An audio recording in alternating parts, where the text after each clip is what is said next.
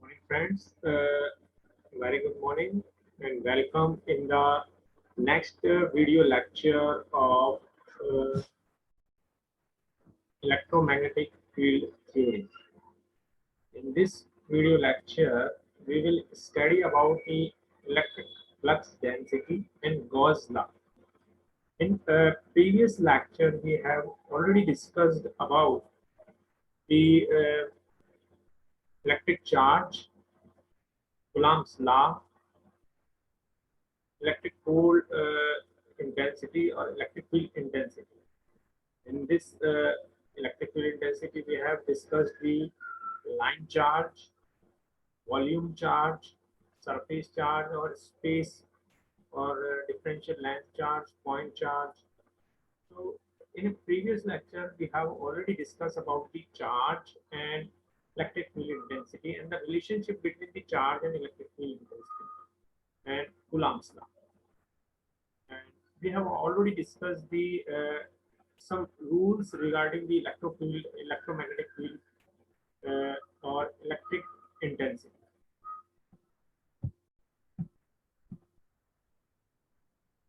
Today's lecture is based on the electric flux density Gauss law.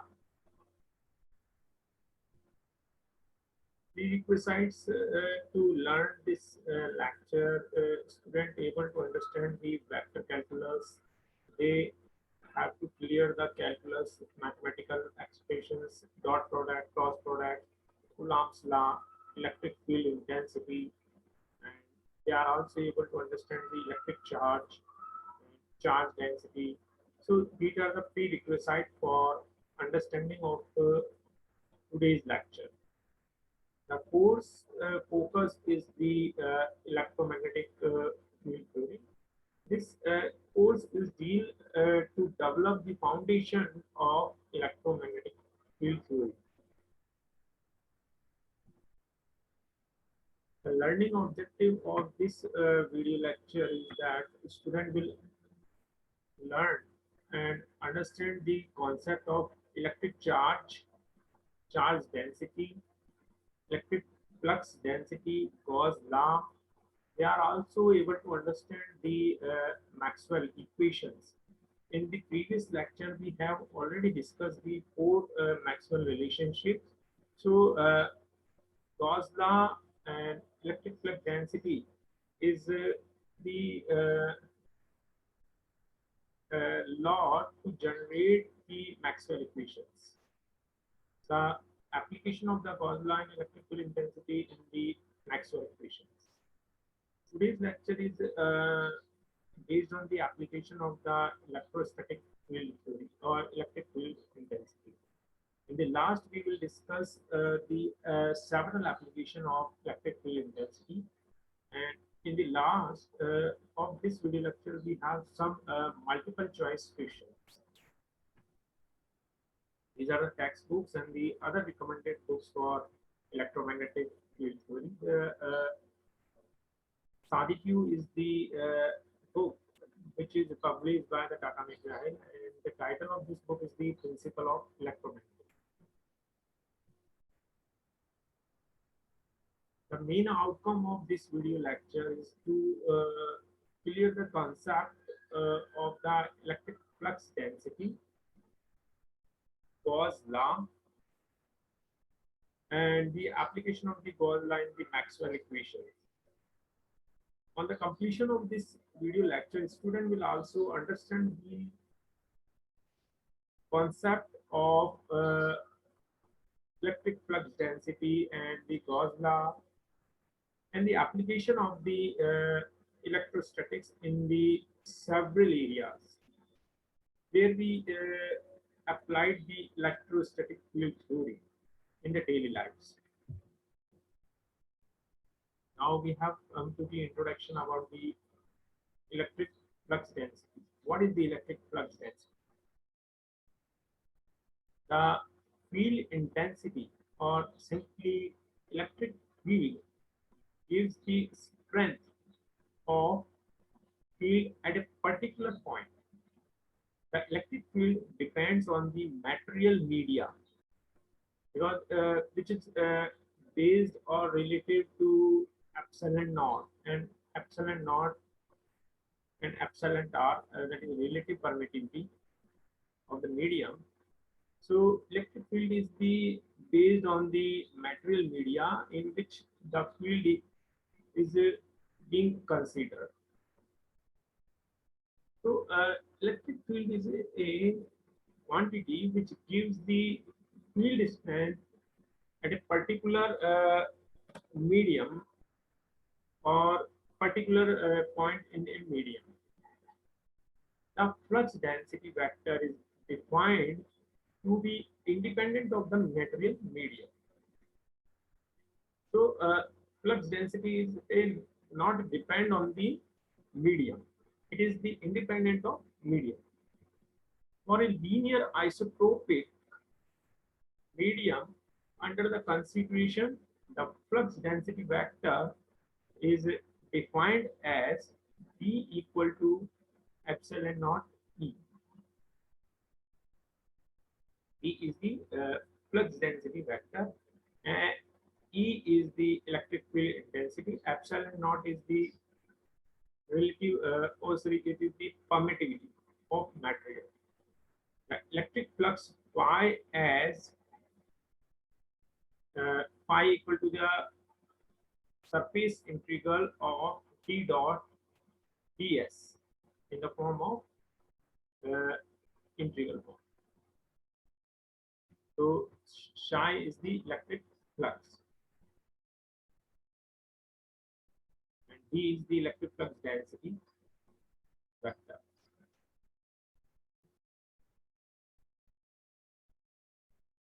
Consider a set of the concentric metallic spheres, the outer one consisting of two hemispheres, which could be firmly claimed together. First, with the equipment dismantled, the inner sphere was given a non-positive charge. Second, the hemispheres were the claimed together around the charge sphere with about 2 centimeters of the dielectric material between them. The outer sphere was discharged, connecting it momentarily to the ground. The outer sphere was separated carefully using tools made up of insulating material in order not to disturb the induced charge on each hemisphere and negative induced charge on each hemisphere was measured.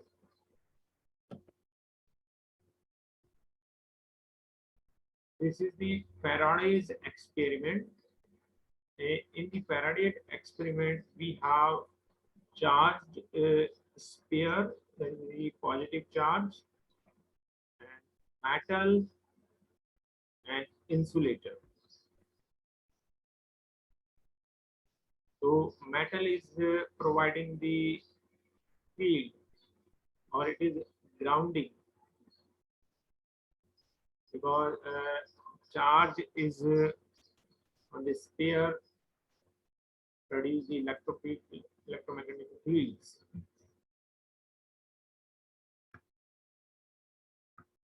It can be found that the total charge on the outer charge was equal in the magnitude to the original charge placed on inner sphere, and this was true regardless of the dielectric material separating the two spheres. There was some sort of a displacement from the inner sphere to the outer sphere, which was independent of the medium. This as the displacement flux density and electrical flux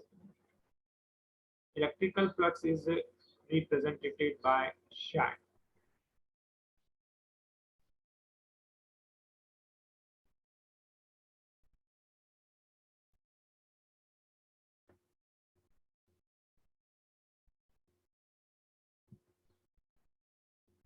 So psi equal to the charge, that is the Q. The electrical flux is measured in the coulombs.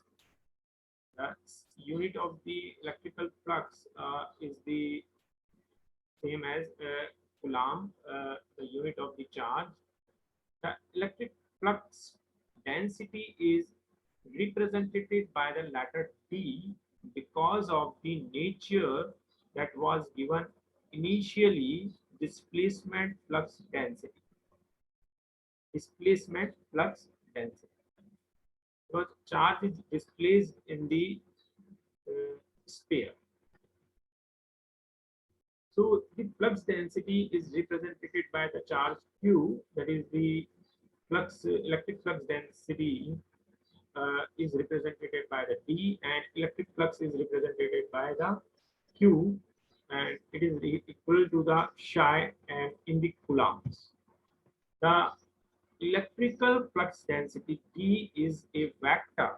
It is a vector quantity and is a member of the flux density class of vector fields. The direction of the D at a point is the direction of the flux lines at that point. And the magnitude is given by the number of the flux lines crossing a surface normal to the lines divided the surface area. The magnitude is given by the number of the flux lines crossing a surface normal to the lines divided the surface area. This is the electric flux in the region between a pair of the charge concentric spheres. In this figure, we understand that the R is equal to the A, radius for inner sphere, and R equal to the B is the outer spheres. So charge is moving from plus to minus, means inner to outer, and the metallic conducting spheres has the outer body is the metallic, and in between of the two spheres we have a dielectric or insulating materials. So this is the phenomena to develop the electric flux in the region between a pair of charge concentric spheres. So this sphere is concentrated with the charge. The electric flux density is the radial direction, in the radial direction, and has a value of E, where R is the radial distance is the A, is equal to Q upon 4 pi A square in the direction of AR, because B is the vector quantity.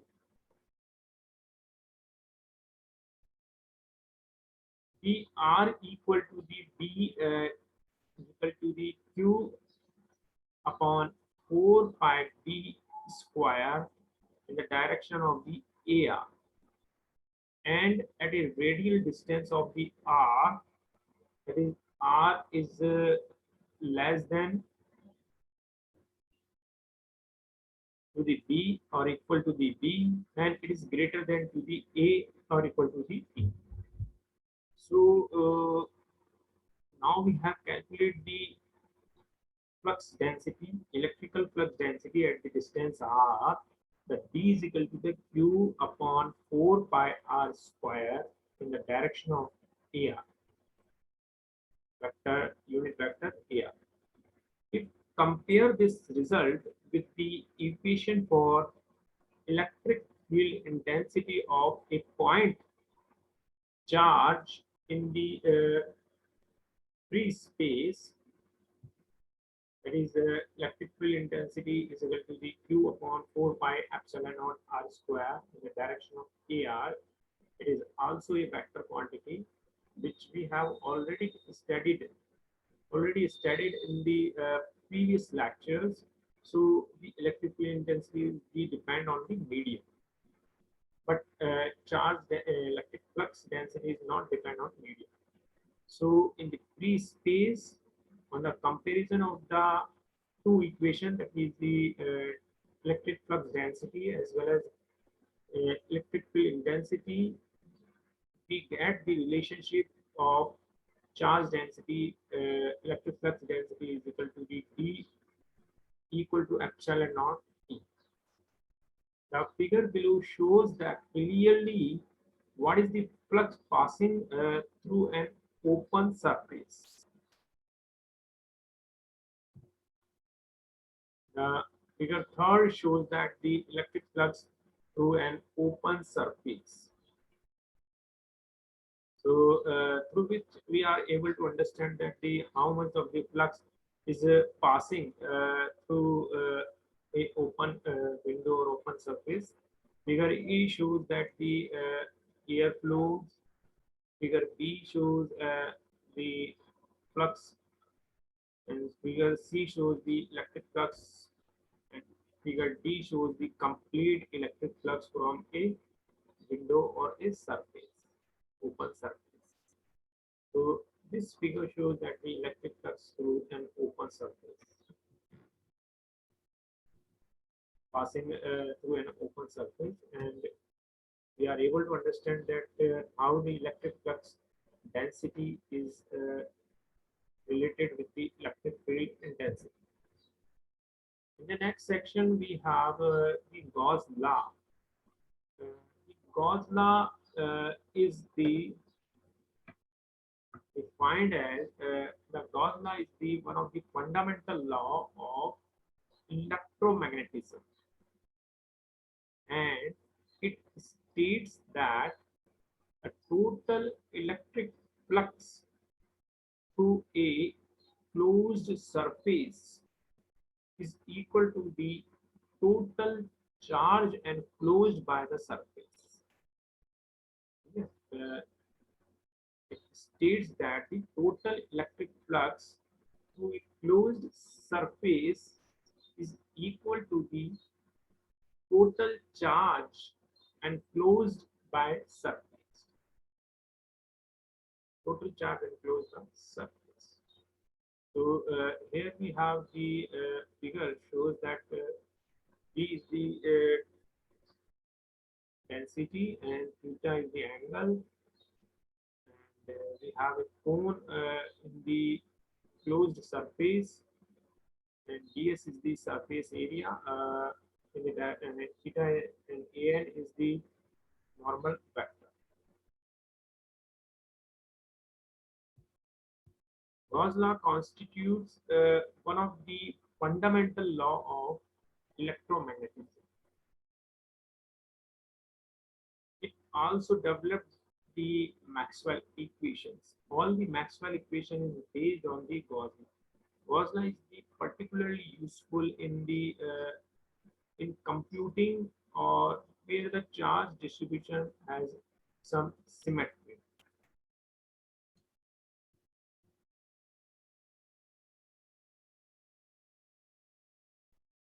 Now we have the application area of electrostatics theory or electric field intensity. In the previous lectures, we have already discussed some important name of the uh, application. That is the electric force in the biology and Xerox copy and printers, scanners. These are the daily life application of our electrostatic field. So we are going to discuss more in the more detail and insight of the application or area of electrostatics. or electric field intensity. So the first application of this is the electric forces in the biology.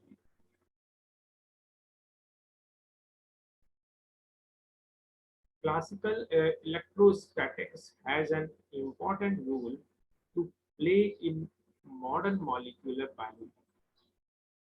Large molecules such as the proteins, nucleic acids, and so on, so important to life, are usually electrically charged.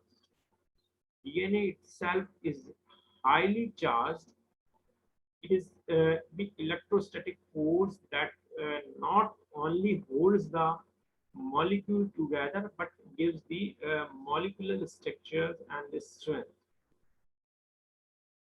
So electric force is developed in our body. So electric static force not holds two molecular together but gives the molecular structure to strength. So this is the first application of electrostatics. Second application of the electrostatic is the polarity of the water molecules. The best example of this charge screening is the water molecules. Water molecules consist the positive and the negative charges. So there is the electrostatic field is developed, represented as H2. Water is represented by H2. Water is a strongly polar molecule. It's 10 electrons, that is the 8 from the oxygens and 2 from hydrogens. Two atoms from hydrogen and from oxygen. So total 10 electrons tends to remain closer to the oxygen nucleus than the hydrogen nucleus. This creates the two centers of the equal and opposite charges called a dipole. So then the dipole is formed. So there will electrostatic field will also develop. So in this water molecule, positive and negative charges are developed, and there will be the motion of the charges. They will attract and repel to each other. So dipole is formed in the water molecules. Next application area of the electrostatic is the Earth electric field.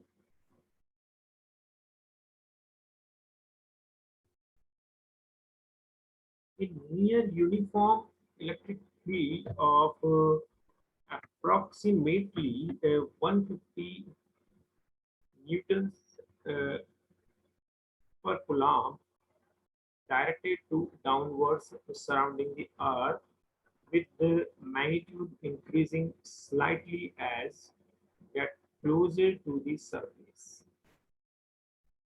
The earth electric field is another application of the electrostatic application. So in this application, the earth is behaved just like a dipole, and it will generate the polarity, and it will also generate electrostatic field. So near the uniform electric field is approximately 150 Newton per coulomb directed downwards surrounds the earth, with the magnitude increasingly slightly as get closer to the surface. When we move to the surface of the earth, then there will be magnitude increase slightly as compared to down to earth. At around 100 kilometers above the surface of the earth, we have a layer, that is the ionosphere layer, and called a charged particles. So that's why its name is ionosphere layer, about the 100 kilometer from the earth's surface. So this has the polarity. So the charged particles are available in the ionosphere layers. The ionosphere is responsible for a range of the phenomena, including the electric field surrounding Earth in pair whether the ionosphere is the positive and the Earth largely negative, maintaining the electric field. So, in the normal weather conditions, there is the electric field or electric potential is developed in between the surface of the earth and the ionosphere layer. Because ionosphere layer is behaved just like a positive charge, and our earth surface or the downward earth surround the earth is behaved just like a negative charge to maintaining the electric field intensity. So this is the application area of Earth's electric field. This is the picture of the lightning. It is also the application area of the electrostatic. So through lightning, electrostatic field is developed or electric field is intensity is developed. Application of the conductors. This is the a sharp conductor and its electric field. Uh, this conductor is sharply at the top as compared to the bottom, and it has a high density of the electric field charge at the top. On a very sharply curved surface, such as shown above figure, the charges are so concentrated. Means if you have any sharply curved surface, and there will be the charge concentration, charge density will be very high as compared to the other point.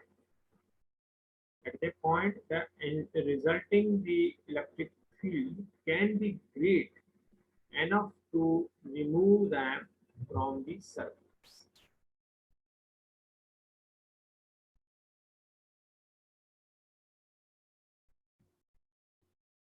Lightning rods work best when they are most pointed. Another example is the lightning rods, how they work.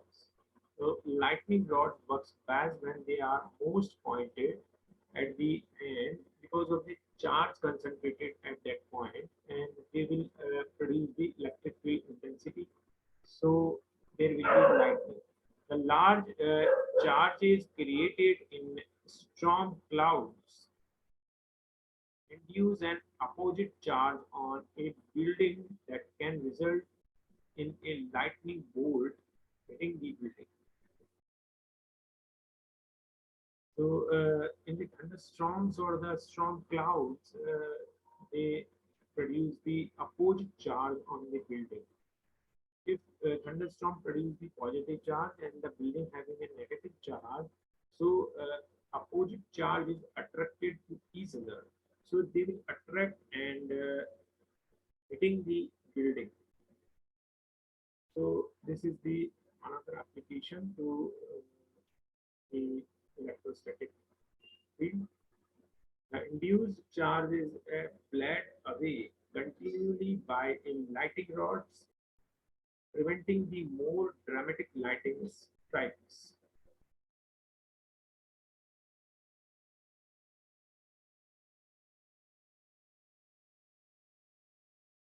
So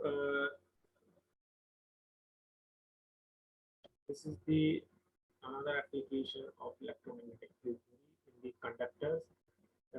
We are understanding the how the lightning rods works, and storm clouds are attracted by the building uh, because we have opposite charges on the building. So the conductor have charge concentration at the uh, point or curved surfaces.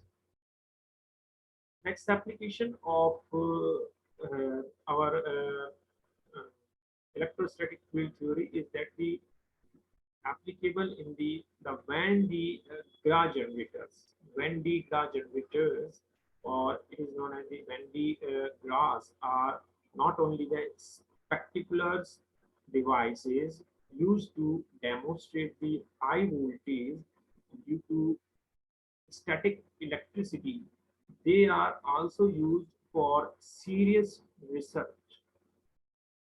When the brass utilize both smooth and pointed surfaces and conductors and insulators to generate large static charges and hence large voltages. Pointed surfaces and the conductors and the insulators to generate the large static charges and hence the large voltage is developed because there is the insulator, conductor, and the pointed surfaces. So static charges is pretty low. This is the diagram shows that the Van de Graaff generators, and in this we have a conductor having a positive charges inside of the uh, conductors, and we have a ion sources that is the which generates the ions, and again we have a flexible non-conductive belt to experimental areas, and we have a insulators, then we have a ground, and we have a supply voltage. So this is the Van de Graaff generator is what to generate the electricity. A very large excess charges can be deposited on the sphere. You can understand from this figure the very large charge density is deposited on the sphere because it moves quickly to the outer surface. See, this is moved to quickly outer surface. Practical limits arise because the large electric field polarize and eventually ionize surrounding materials, creating a free charges that neutralize excess charge or allow it to escape. Practical limits arise because the large electric field polarize and eventually the ionize surrounding the materials, creating free charges that neutralize the excess charge and allow it to escape. Nevertheless, voltages of the 15 million volts are well within the practical limits. The next application area of the electrostatic is the Xerox or geographies. Most copy machines or Xerox copy machines use an electrostatic principle or electrostatic process called the geographies. Here we have a porotron or a drum, that is the selenium on aluminum drum. First stage, charging the drum. Second stage, the positive image made on drum. Suppose we have to print a 3. So positive image is made on the drum. So after that, on the aluminum drum, we developed the negative image or negatively charged toner that will generate the negative image of positive charge, toner attracted to image. Fourth stage, toner pulled from the drum by highly charged paper. So this is the complete mechanism of geography or Xerox machine or Xerox copy. A selenium coated aluminum drum is spread with positive charge from points on a device called the porotron. Selenium is an insulator when in the dark and a conductor when exposed to light in the first stage of the geographic process. The conducting aluminum drum is grounded so that a negative charge is induced under the thin film of uniformly positively charged selenium. In the second stage, the surface of drum is exposed to image of whatever is to be copied. Means we develop a positive image of uh, our required document. After that, it developed a negative copy by selenium insulators, and the image is produced on the paper. Laser printers is the another application or area of electrostatics. Laser printers use the xerographic process to make uh, high quality images on paper. Employing a laser to produce an image on the photoconducting drum as shown in the figure. This is the figure. Computer, laser, and optics device is produced the image on the paper, that is the path of the lasers and remaining charged region. In its most common application, the laser printer receives output from the computers, and it can achieve high quality output because of the precision with which laser light can be controlled.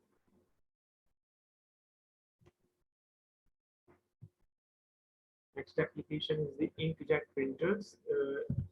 This is the our laser printer, how the printing is developed by laser. Next is the inkjet printers and the electrostatic printing. An inkjet printer commonly used to print the computer generated text and graphics. Also applies electrostatics theory. A nozzle makes a fine spray of ink droplets, which are then given an electrostatic charge. Once charged, the droplets can be directed using pairs of the charged plates with great precision to form letters and images on the paper. So this is the example or picture to show that the inkjet printer, how inkjet is print. Ink nozzle, then charging electrodes, deflection plates, and paper. And we have emitters and ink reservoirs. So inkjet printer, a nozzle makes a fine spray of thin ink droplets, which are then given an electrostatic charge. Once the charge, the droplets can be directed using the pair of the charged plates with great precision to form a letter and the image on the paper. So deflection plates and charging electrodes is used. Nozzle produce the image fine spray of the tiny ink droplets, and which are given to the electrostatic charge. So electrostatic gun is producing a charges. Another application area of the electrostatic is the smoke precipitators, and electrostatic air cleaners or cleaning. Another important application of electrostatics is found in air cleaners, both large and small. If you are going to use it in the house, it is the small area, and if you are going to in industry and factories, this is the large area which smoke precipitors, and electrostatic air cleaners is used. The electrostatic part of the process places the excess, usually the positive charge, on smoke, dust, pollen, and other particles in the air, and then passes the air through an oppositely charged grid that attracts and retains the charged particles.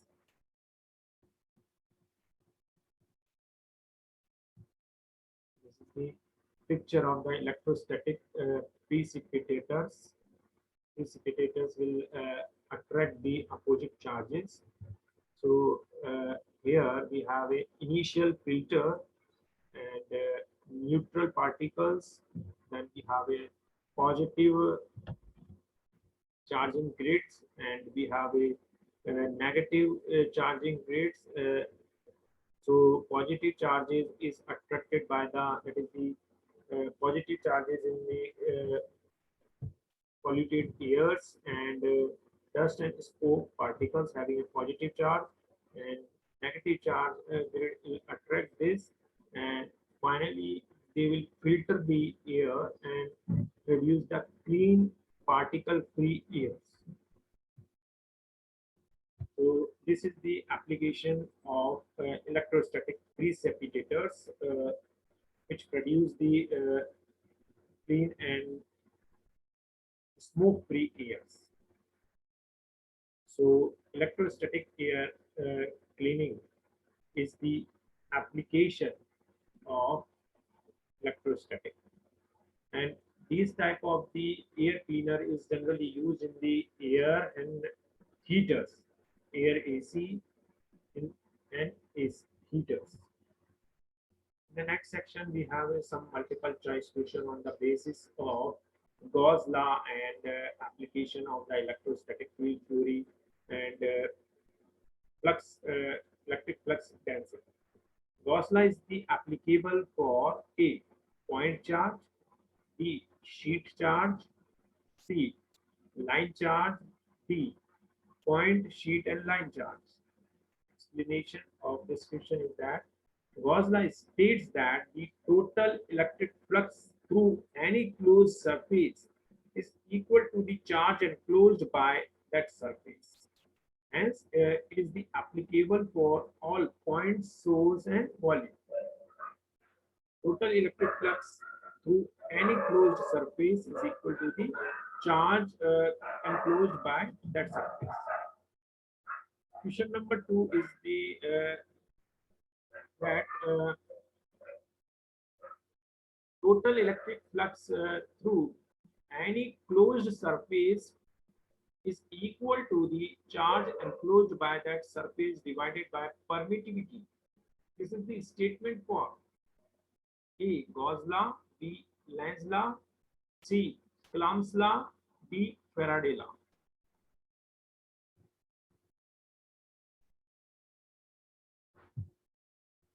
Third question, the electric flux density is a function of A, volume, B, charge, C, current, D, voltage. Electric flux density is the charge per unit area, hence it is the function of charge and not only the other values. Question number 4, as charge increases, what happens to flux density? A, increases, B, decreases, C, remains constant, D, become 0. The electric flux density is the charge per unit area. The expression for flux density is D is equal to the Q upon A. Electric flux is directly proportional to the charge. Hence, as charge increases, electric flux also increases. As area increases, what happens to electric flux density? A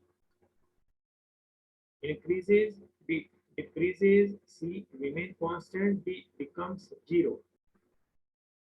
Electric flux is inversely proportional to the area increases, electric flux decreases. Which among the following is the correct expression for electric flux density? B is equal to the epsilon of into E. B is equal to the epsilon upon E. C D square equal to the epsilon into E. D is equal to the epsilon into E square. Electric flux density is directly proportional to the electric field. Epsilon, that is the permittivity of the free space, being the constant of proportionality. Hence, the correct answer of this question is A. Question number 7. The strength of the electric field is A. Directly proportional to the force applied. B. Inversely proportional to the force applied. C. Directly proportional to the square of the force applied. D. Inversely proportional to the square of the force applied.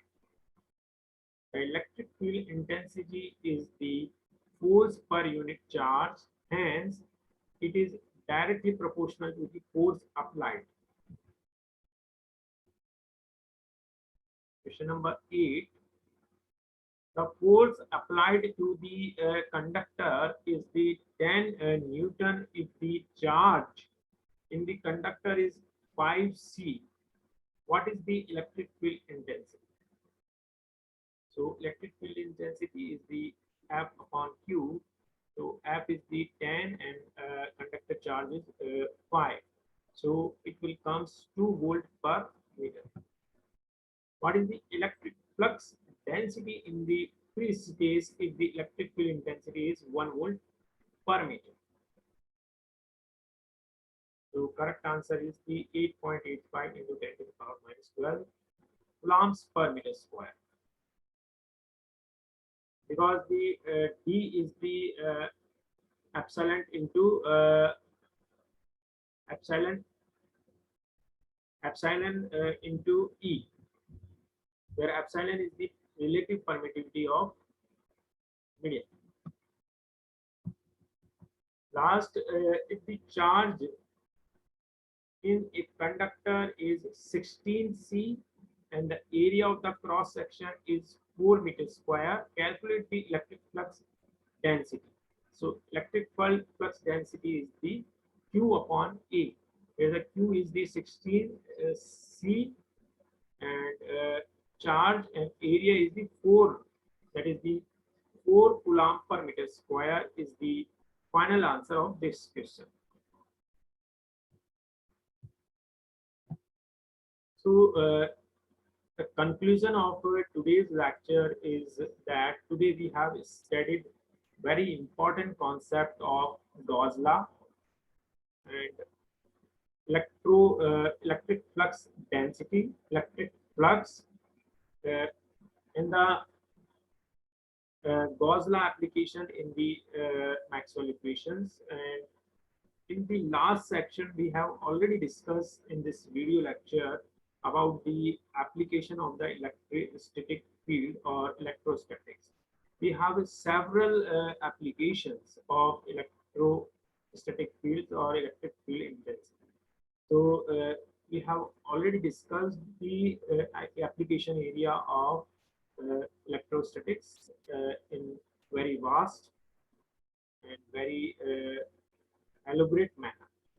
So today's lecture is based on Gauss law and electric field intensity. Thank you.